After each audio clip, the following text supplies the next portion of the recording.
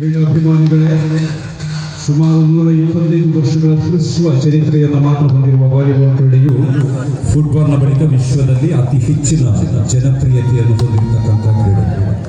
1895ರಲ್ಲಿ ಅಮೆರಿಕದ William G Morgan ತನ್ನ Young man Christian association ಸದಸ್ಯರ ದೈಹಿಕ ವ್ಯಾಯಾಮಕ್ಕಾಗಿ ಬಾಸ್ಕೆಟ್ಬಾಲ್, ಟೆನ್ನಿಸ್, ಬೇಸ್ಬಾಲ್ ಹಾಗೂ ಹ್ಯಾಂಡ್ಬಾಲ್ ಎಂಬ ಕ್ರೀಡೆಗಳ ಅಂಶಗಳನ್ನೊಳಗೂಡಿಸಿ ಮಿಂಟೋನೆಟ್ ಎಂಬ ಹೆಸರಿನಲ್ಲಿ ರೂಪಿಸಿದ ಕ್ರೀಡೆ ವಾಲಿಬಾಲ್. 18x9 ಮೀಟರ್ ವಿಸ್ತೃತಿಯ ಮೈದಾನದಲ್ಲಿ ಯಾವುದೇ ಹೆಚ್ಚಿನ ಧನ ವಿನಿಯೋಗವಿಲ್ಲದೆ, ಶ್ರೀಮಂತ ಬಡವ ಭೇದವಿಲ್ಲದೆ ಹಳ್ಳಿಗಾಡಿನಲ್ಲಿ ತೊಡಗಿ ಪಟ್ಟಣದವರೆಗಿನ ಯಾರಿಗೂ ಆಡಬಹುದಾದ ಆಟ ವಾಲಿಬಾಲ್. ದಶಕಗಳ ಪ್ರಯಾಣದಲ್ಲಿ ಈ ಕ್ರೀಡೆಯ ನಿಯಮಾವಳಿಗಳಲ್ಲಿ ಹಲವು ಬದಲಾವಣೆಗಳಾಗಿವೆ. ಇವು ವಾಲಿಬಾಲ್ ಅನ್ನು ಮತ್ತಷ್ಟು ಜನಪ್ರಿಯವನ್ನಾಗಿಸಿದೆ. ಸರ್ವ್ ಪಾಯಿಂಟ್ ಬದಲಾಗಿ ಟೆನ್ನಿಸ್ ಕ್ರೀಡೆಯ ರೀತಿಯಲ್ಲಿ ಅಂಕ ಸಂಪಾದನೆಗೆ ಅವಕಾಶ ಅಂದರೆ ರ್ಯಾಲಿ ಪಾಯಿಂಟ್ ಸ್ಕೋರಿಂಗ್. ದೇಹದ ಯಾವುದೇ ಭಾಗವನ್ನು ಉಪಯೋಗಿಸಿ ಚೆಂಡನ್ನು ರಕ್ಷಿಸಲು ಆಟಗಾರನಿಗೆ ನೀಡಲ್ಪಟ್ಟ ಸ್ವಾತಂತ್ರ್ಯ.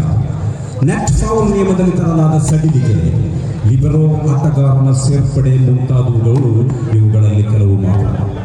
ದೇಶದ ಅತ್ಯುತ್ಕೃಷ್ಟ ಪುರುಷರ ಹಾಗೂ ಮಹಿಳೆಯರ ತಂಡಗಳನ್ನೊಳಗೂಡಿಸಿ ಸುಳ್ಯದ ಅತಿ ಸುಂದರ ಹೊನಲು ಬೆಳಕಿನ ಕ್ರೀಡಾಂಗಣದಲ್ಲಿ ಕರ್ನಾಟಕ ರಾಜ್ಯ ವಾಲಿಬಾಲ್ ಅಸೋಸಿಯೇಷನ್ ಇದರ ಮಾರ್ಗದರ್ಶನದಲ್ಲಿ ಸುಳ್ಯ ತಾಲೂಕು ವಾಲಿಬಾಲ್ ಅಸೋಸಿಯೇಷನ್ ಮತ್ತು ಸಂಘಾಟಕ ಸಮಿತಿಯ ನೇತೃತ್ವದಲ್ಲಿ ಕ್ರೀಡೆ ಶಾಂತಿ ಹಾಗೂ ಸಾಮರಸ್ಯಕ್ಕಾಗಿ, sports for peace and harmony ಎಂಬ ಧ್ಯೇಯ ವಾಕ್ಯವನ್ನು ಮುಂದಿರಿಸಿ ಆರಂಭವಾದ ಈ 5 ದಿನಗಳ ಹೊನಲು ಬೆಳಕಿನ ವಾಲಿಬಾಲ್ ಚಾಂಪಿಯನ್ಶಿಪ್ನ 4ನೇ ದಿನದಲ್ಲಿ 2ನೇ ಉಪಾಂತ್ಯ ಪಂದ್ಯದಲ್ಲಿ ನಾವಿದ್ದೇವೆ. ಈ ಪಂದ್ಯದ ರಸದೌತಣವನ್ನು ಸವಿಯಲು ಇಲ್ಲಿಗೆ ಆಗಮಿಸಿರತಕ್ಕಂಥ ಎಲ್ಲ ಕ್ರೀಡಾಭಿಮಾನಿಗಳಿಗೆ ಸಂಘಾಟಕ ಸಮಿತಿ ಹೃತ್ಪೂರ್ವಕವಾಗಿ ಸ್ವಾಗತವನ್ನು ಕೋರುತ್ತಾ ಇದೆ.